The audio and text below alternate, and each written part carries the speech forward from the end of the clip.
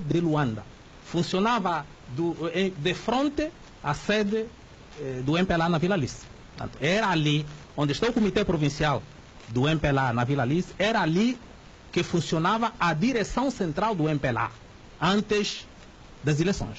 O MPLA era ali, a sua representação oficial em Luanda. Eleições que não virão a acontecer. Que não virão a acontecer. Mas estava a dizer que, a uma determinada altura, Agostinho Neto chama-nos, e só mais tarde viemos a saber que isso tinham sido instruções do Rosa Coutinho, como dizem, primo da Maria Eugênia Neto, que era parte integrante do processo de descolonização da Angola. Agostinho Neto diz: meus senhores, nós não vamos fazer eleições. A independência não se entrega, arranca-se. E nós temos que arrancar a independência.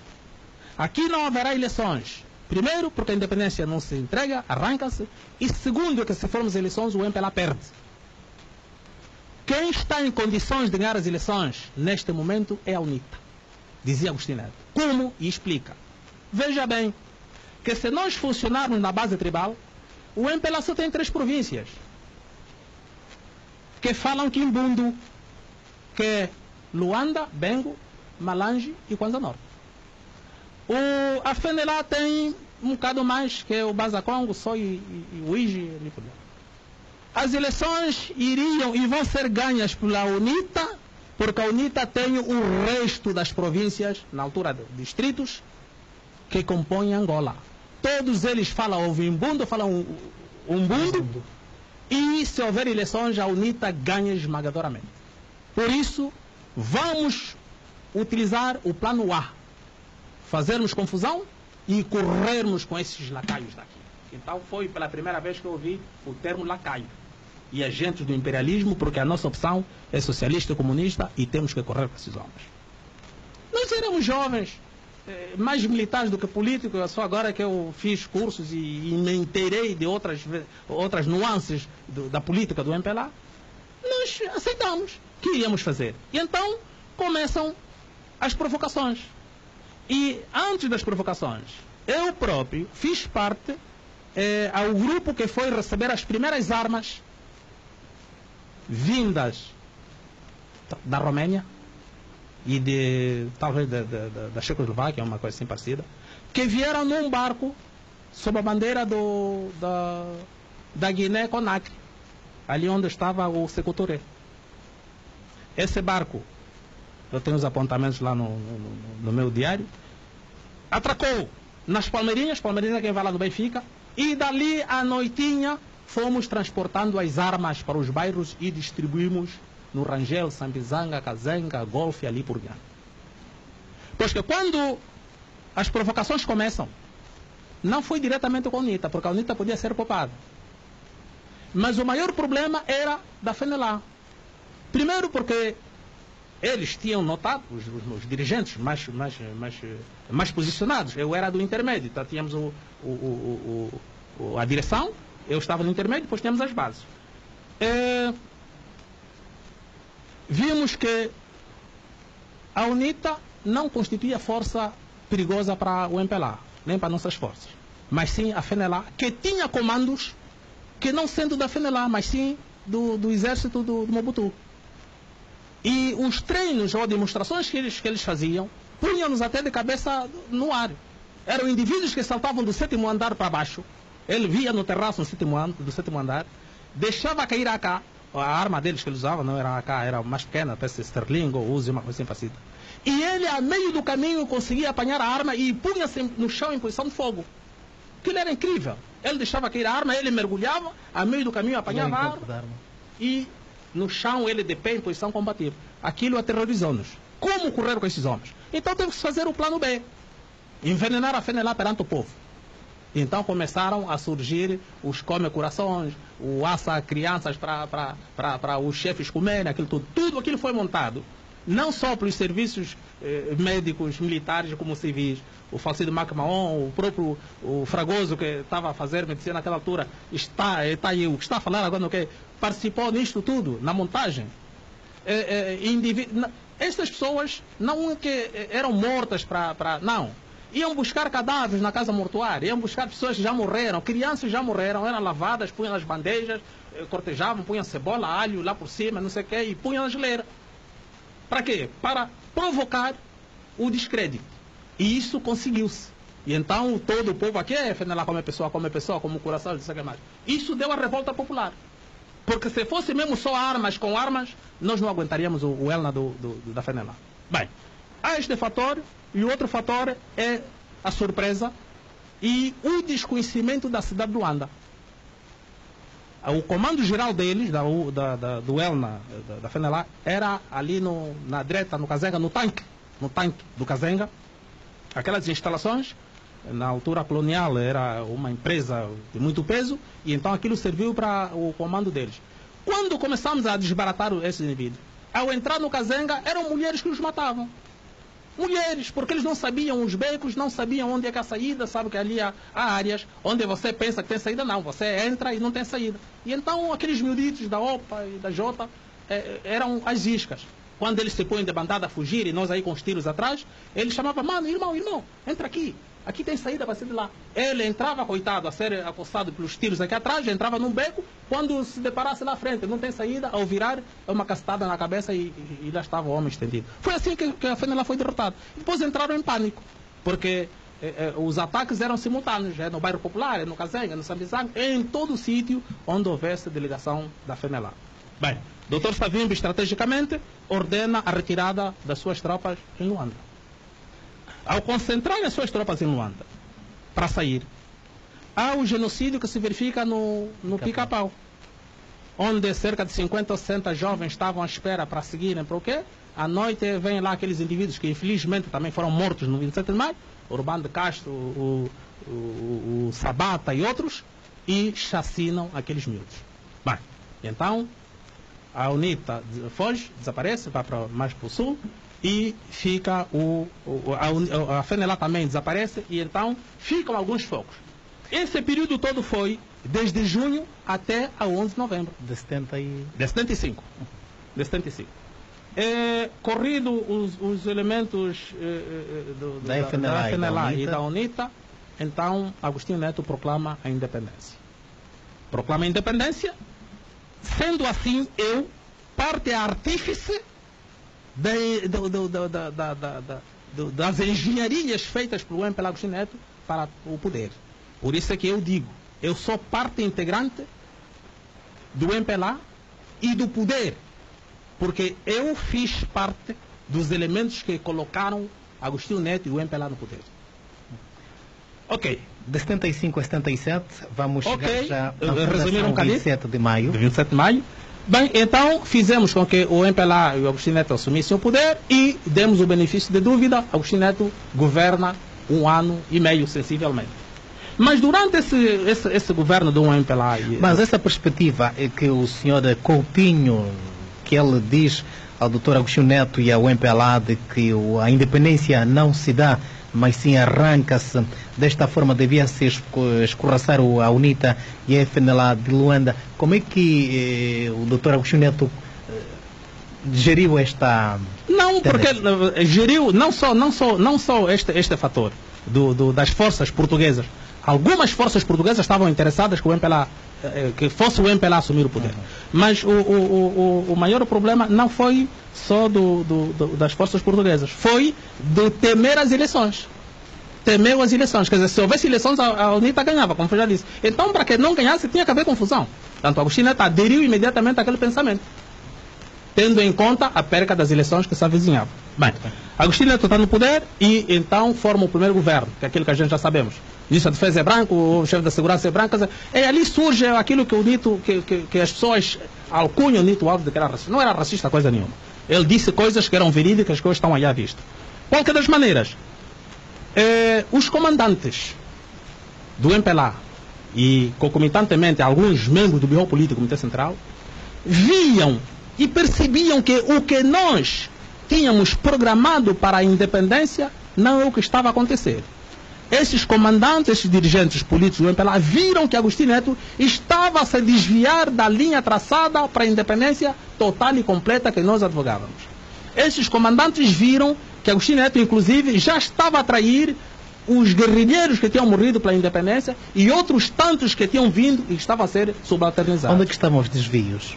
Os desvios estavam na opção política, que nós não estávamos a ver comunismo nem socialismo nenhum, não sabíamos o que é isso, nós só queríamos um governo que nos desse liberdade total e completa, onde a educação fosse para todos, saúde, justiça e tudo, e acima de tudo, o que Agostinho Neto dizia, é o pão para todos. Esta Angola vai ser para todos nós. E 1 ano e meio vimos que já havia discrepâncias, já havia diferenças, já havia corrupção, já havia enriquecimento e já havia inclusive a não participação do povo nas decisões, por um lado, e por outra, já estávamos a ser subalternizados por elementos que estavam a se incorporar no MPLA. Portanto, e aqui onde nós chamamos os militantes da primeira hora e os da 20ª hora. Portanto, os elementos que começaram com a luta e os outros que entraram depois do 25 de abril. Mas os brancos que a senhora se refere também não participaram da luta para a conquista da independência, aqueles que estiveram do lado do MPLA? Mas nós tínhamos, outros partidos? nós tínhamos uma opção, que colmataria isto. Nós não estávamos contra os brancos nem os mulatos que chegassem ao poder. Simplesmente haviam cargos que não podiam ascender. Como que é? Veja bem, eu tenho a Constituição Portuguesa, que acabou no 25 de abril de 74. Dizia, e tenho lá, o branco, nascido das colônias Angola, Moçambique, São Tomé, Cabo Verde e ali por diante, não podia ascender a cargo de deputado, ministro, general e presidente do tribunal. São 4 categorias em que estes brancos não podiam ascender, não podiam chegar a estes postos, por nascerem fora do Portugal continental. E nós tínhamos mais ou menos esse modelo. O branco, o mulato, podiam estar conosco. Podiam estar, sim senhor. Mas se nós corremos com o branco que é o pai dele, como é que vamos pôr no município ou na província um branco para governar ali? E o Agostinho cometeu esse erro. Porque o povo ali via, bem, mas então corremos com o branco, agora está o filho dele. Mondanhoca, em Quimbundo, isso, Mondanhoca, quer dizer, filho de cobra é cobra. E essa tese é dos mais velhos, não sou eu que estou a inventar. Por isso é que Agostinho Neto aqui começou a desviar-se dos objetivos da luta e a criar confusão. Porque eu, na altura, entendia que a luta era feita contra o colono português e não contra o povo português ou contra o branco. Bem, se não era contra o branco, era contra o colono, isso na versão política oficial, mas o meu avô não entendia isso. O meu avô sabia que o inimigo é o branco. Ele lá sabia ser colono, podia chamar aqui colônia, mas o branco é o inimigo. E Agostinho Neto, ao cometer esses erros, começou a se distanciar dos objetivos. E essas contestações eram discutidas a nível do bairro e a nível do Comitê Central. E eu recordo-me que Agostinho Neto, porque a nível das Forças Armadas, a nível das FAPLA, eu era membro do Comitê de Defesa da Guarda Provincial. Aquilo que eu chamo o GP, Agostinho Neto tinha Comitê de Combatentes da Guarda Provincial. Eu tenho esse cartão. Comandantes, andava civil, com uma AK no bolso ou no carro, mas nunca fardado. E eu fazia parte da última linha da Agostinho Neto. Recordo-me, tenho ali as agendas, acompanhei Agostinho Neto em 2 reuniões com mais velhos, uma aqui no bairro Popular junto à igreja Santana, moravam uns mais velhos de Catete, ali estavam 8 mais velhos de Catete, mais velhos de Agostinho Neto. Eu não vi lá ninguém ali que era menor de Agostinho Neto. Agostinho Neto reuniu-se com aqueles mais velhos ali e passado outros 15 dias ou 20 foi se reunir com outros no bairro Operário. Eu fazia parte da escolta de Agostinho Neto. E ali não houve sirenes, não houve escolta, não houve armas na rua, não. O Agostinho Neto foi num Volkswagen com um chapéu de palha, aquele que nós chamamos de zamba, aquele chapéu tipo de camponês, sentado aí atrás, mais alguém ao lado dele, o motorista, e nós íamos em outros carros.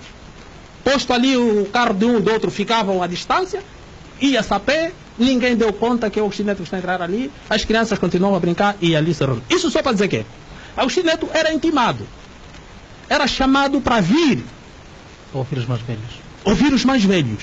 E ele vinha. E muitas vezes lhe disseram, rapaz, estás a governar mal, o que é que tu queres? Primeiro que já cometeste um erro. Tu foste estudar e trouxeste lá uma mulher branca. Esta mulher branca é que é a nossa mãe. Maria Eugênia Neto um dia vai ter que me agradecer. Porque se o 27 de maio pega, e eu já tinha dito isso, Maria Eugênia Neto seria divorciada e metida no avião de regresso para Portugal. Porque aqueles mais velhos do 4 de fevereiro já tinham uma Madalena de catete preta preparada para Agostinho Neto. Só que Agostinho Neto aceita a ideia, mas diz: não posso divorciar minha mulher assim.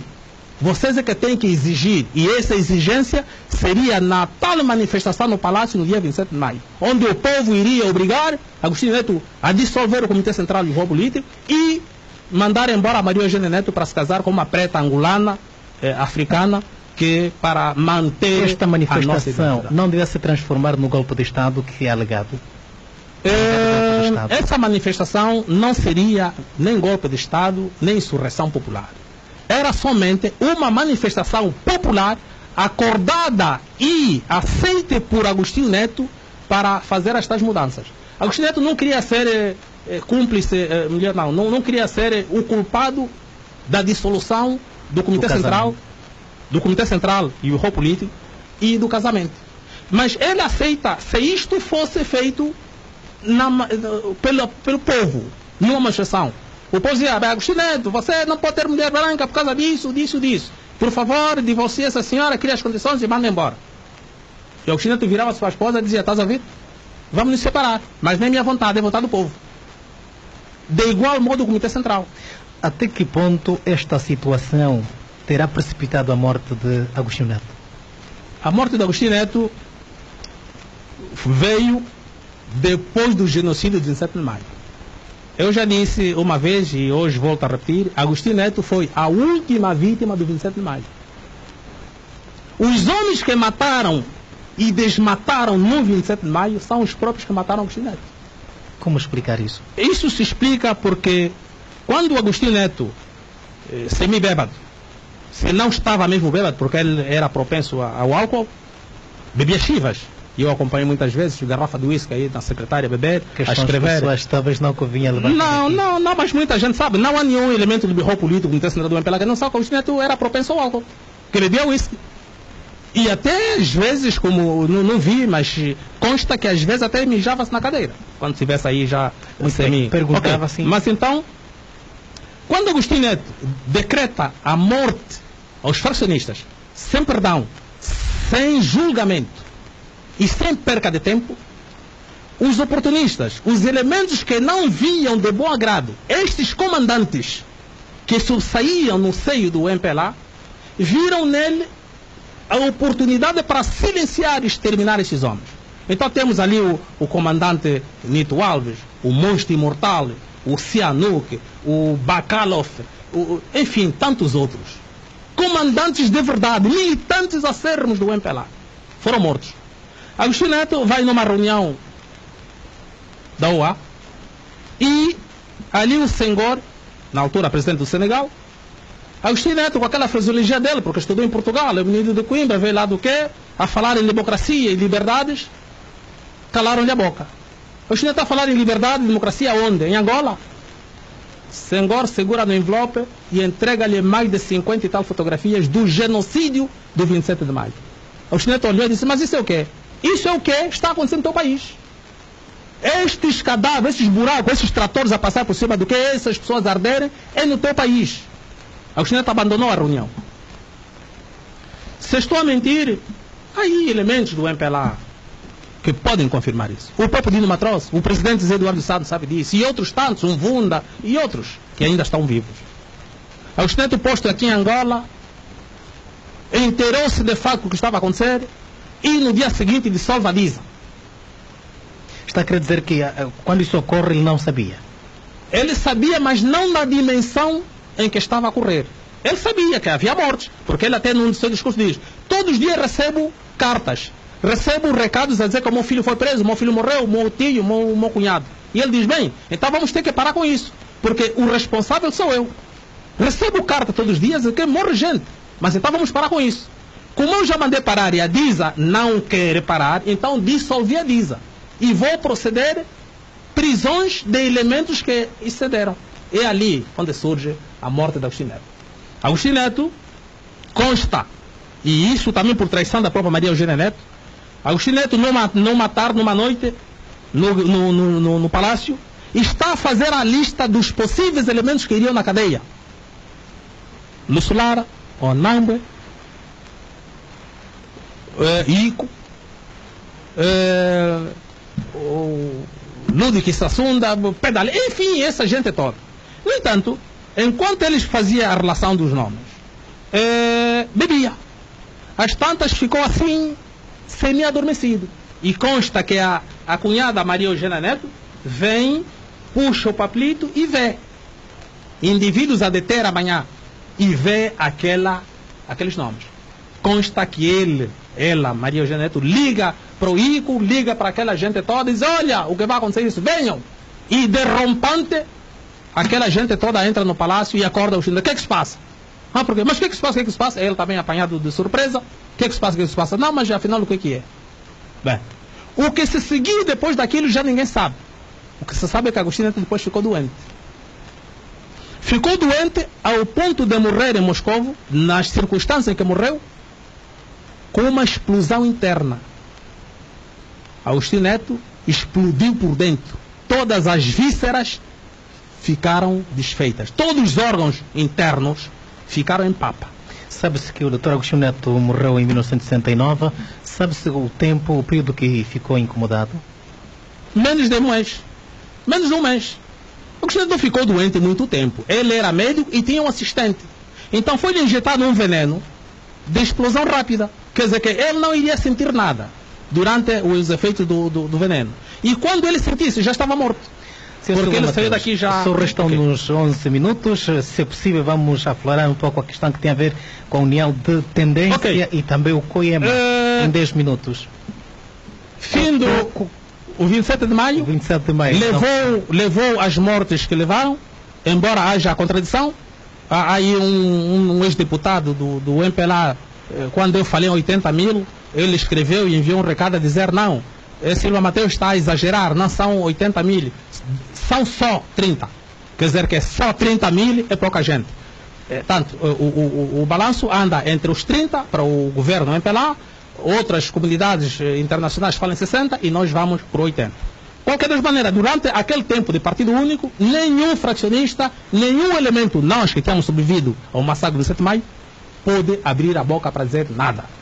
Dá-se, entanto, o multipadarismo, a mudança e surgem os partidos. Eu fiz parte da criação do PRD, porque o PRD foi fundado e criado por sobreviventes do 27 de maio, só que cometemos o erro de meter o Luís do Espaço à frente daquilo, que não tinha experiência política nem militar, porque tinha ingressado nas Forças Armadas depois do 25 de abril, portanto não tinha muita experiência, e deu pelo que deu, o PRD foi à vida. No entanto, criamos a Fundação 27 de Maio como símbolo da existência do fraccionismo.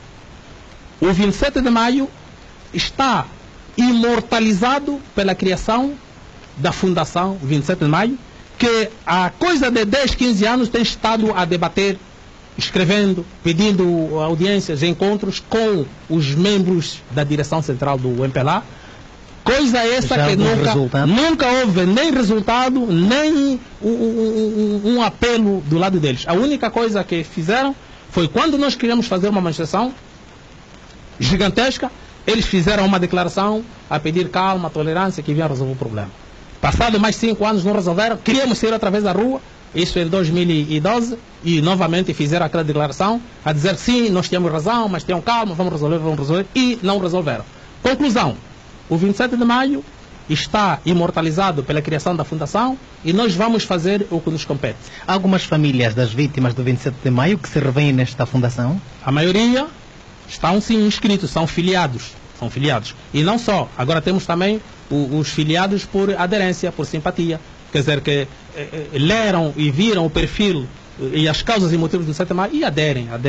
Nós temos sócios merimentos. Bem, não obstante a isso, criação do 7 de maio, a Fundação 7 de maio. Sim. Agora temos um outro dado que é político do meu lado. Quando eu apareci para reivindicar o meu lugar no MPLA, não houve resposta.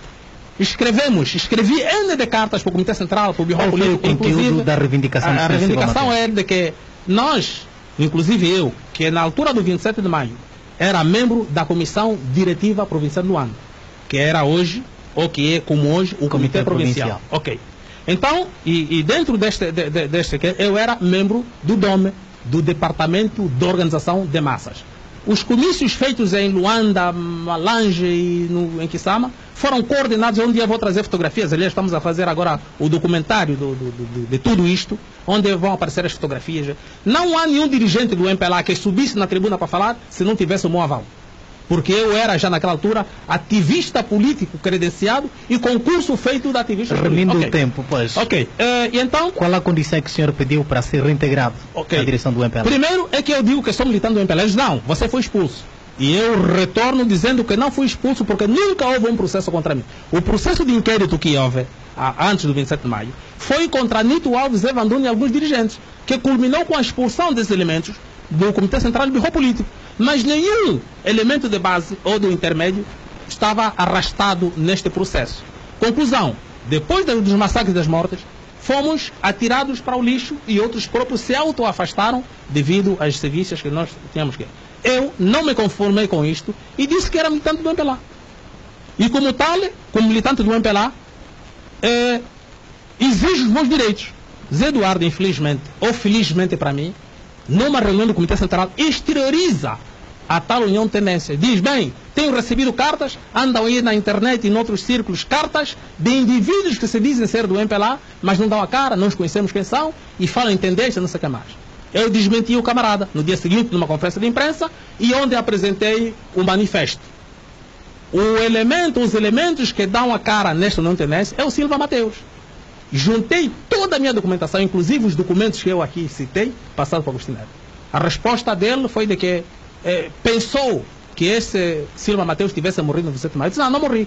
Não morri, estou aqui. E como tal, exijo e reivindico. A partir daquela altura, faço uma luta acérrima com o presidente do meu partido, que se traduz no seguinte. O estatuto do partido, do meu partido, o MPLA, diz que qualquer militante, desde que se sinta capacitado e queira, pode concorrer a todos os lugares, inclusive de presidente do MPLA. Eu sinto-me capacitado, conheço o historial do MPLA do que muitos que estão aí hoje no Birro Político do Comitê Central para poder liderar o MPLA. Só que eles dizem, a tendência presidencialista diz não, Zé Eduardo é candidato único e candidato natural. Eu me oponho veementemente a isto. Porque num partido onde há 4.800.000 militantes, não pode um só ser candidato único, porque não só viola o Estatuto e a Constituição, mas como também põe-nos na falta de democracia interna. O senhor não constitui perigo para o MPLA? Eu não constituo perigo para o MPLA, pelo contrário, constituo, diríamos, uma voz credível e persuasora. Tendo em conta a sua posição crítica ao próprio MPLA? Sou crítico construtivo. A minha crítica é construtiva no sentido de, agora como união de tendência, eu fiz chegar ao Zé Eduardo Santos um dossiê, que até exteriorizei isso nos órgãos de comunicação social, um dossiê onde nós punhamos uma acomodação política, jurídica, econômica que é do Zé Eduardo, se deixasse o poder. E o Zé Eduardo, presidente do MPLA, continua casmurro aí agarrado ao MPLA e à República. Perdeu uma grande oportunidade de sair pela porta da frente quando morreu Savimbi. Quando morreu Savimbi, um mês ou dois depois, Eduardo devia arrumar as malas e entregar o poder aos mais jovens, porque a parte que lhe competia estava feita. Estava feita, tinha conseguido a paz. Bem, deixou o tempo arrastar, aquela simpatia e aquele benefício que dávamos a ele, porque todos os males eram atribuídos ao diabo Savimbi, hoje se revertem contra ele. Savimbi morreu há 13 anos, tudo o que acontecia no tempo de Savimbi está a acontecer agora com maior gravidade, e agora quem é o culpado? O Zé Eduardo, tem que haver um culpado. Ele é o chefe do executivo, é o presidente e ele é o culpado de tudo o que acontece. Qual é a sua posição? O senhor granjeia alguma simpatia por parte de alguns dirigentes do MPLA? Certo. Ainda agora está aqui mensagem a dizer, olha, nós estamos, está aqui uma mensagem a dizer, eu estou contigo, estamos juntos, simplesmente não posso xixir no prato em que como. Quer dizer, isso é para dizer que muitos elementos do MPLA, Birro Político, Comitê Central, deputados, sabem, conhecem, estão a ver onde é que o Zé Eduardo está a conduzir esse barco. E muitos deles querem saltar. Só que ele vai intimidando, vai persuadindo. Porque quando um dirigente, o que diz, não, estou doente, quero deixar, aquele é tudo truques. Já estão a ver que o barco está a ser mal conduzido, E quando está a ser mal conduzido, então temos que deixar, ou saltamos, ou despenhamos com o barco, porque o comandante não é bom. Nós vamos sair daqui do barco, da Rádio Despertar. Vamos ver, no caso, vamos ver. 3 minutos. Ok. No Congresso passado, devíamos ter eleições. O Congresso de dezembro passado, o MPLA esteve reunido. Não é assim? Devíamos fazer o Congresso onde iríamos eleger a nova direção, inclusive o presidente. Zé Eduardo, apercebendo-se de que Silva Mateus e outros, porque agora há 3 correntes. Há a corrente presidencialista, há a corrente do Birro Político, a corrente do Comitê Central e a minha, que é da base. Nesse caso é externa. Não é externa, é do MPLA, só que é das bases. É das bases. E eu tenho estado a fazer todo um trabalho, você vai em todos os bairros. Já não há CAP, os CAP só existem na casa. Os militantes já não vão lá. Se está lá o coordenador, está sozinho, não há outro. Sr. Silva Mateus, há quem diga que José Eduardo dos Santos neste momento está a fazer a transição do MPLA, do MPLA dos anos 70, 60, para uma nova geração. Não estamos a ver isso, porque se assim fosse, ele devia comunicar, devia avisar de que está a fazer a transição. Mas para quem é que ele está a fazer a transição? Ele já devia ter abandonado.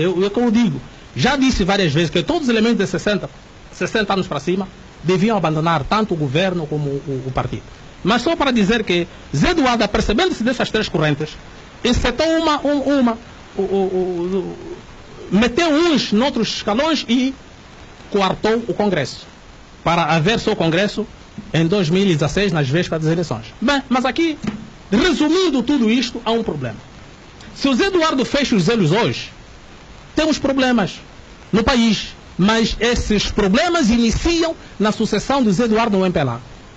O Manuel Vicente, atual vice-presidente da República, não tem arcabouço para, num Congresso, ser reconduzido ou ser eleito para presidente do MPLA e, consequentemente, cabeça de lista. É que essa é a Constituição diz. Não, a Constituição diz para República. Mas ele, antes de ser nomeado como vice-presidente, antes de ser nomeado presidente da República, a não ser que seja neste mandato.